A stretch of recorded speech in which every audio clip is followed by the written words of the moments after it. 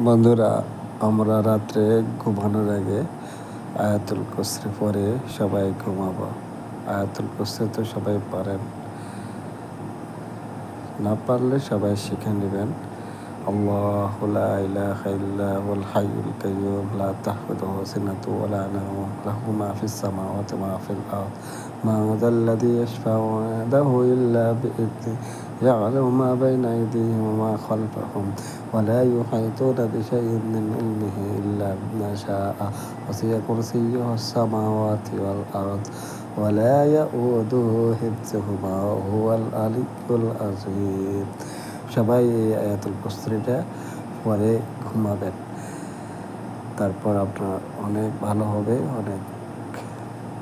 তো আমার এই ভিডিওটা শেয়ার করে দেবেন।